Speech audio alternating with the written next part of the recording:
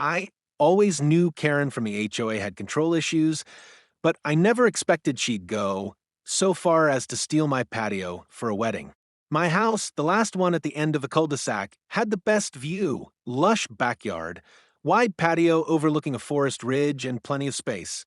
I kept to myself, mostly avoiding HOA drama, especially with Karen, who ruled the neighborhood like a tyrant in heels. But when I returned from a weekend trip to find white folding chairs, floral arches, and dozens of strangers crowding my private patio, I nearly exploded. Karen, in a glittering gown and fake smile, waved like this was all normal. "We figured you wouldn't mind," she said, as if my home was some public park she could reserve. Turns out, her niece's venue had canceled, and in true Karen fashion, she decided my property would make the perfect plan B, without asking. She even hired a caterer, set up speakers, and told guests it was her land. What she didn't know, what no one knew, was that I'd recently installed a motorized tilt mechanism beneath the patio floor, originally meant to drain water during storms and keep the foundation level. But now, it had another purpose. I watched from my upstairs window, silent and stone-faced, as the ceremony began. The officiant lifted the mic. The couple clasped hands. Karen looked around proudly until I tapped a button on my phone.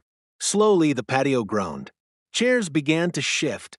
Drinks slid off tables. Then whoosh, the platform tilted 5 degrees, just enough to cause chaos. The wedding cake toppled face first. Guests screamed, scrambling in heels and suits. The arch collapsed. The bride fell into a punch bowl. It was glorious.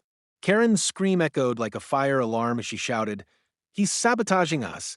But by the time she pointed up to my window, I was already dialing the police with video proof of the trespassers, property damage, and unauthorized event. When officers arrived, Karen tried blaming me, but the law and the footage were on my side. She was fined for trespassing, the wedding was ruined, and her reputation shattered. As for me, I enjoyed a quiet evening cleaning frosting off the grass, sipping lemonade, and knowing no one would ever dare touch my patio again.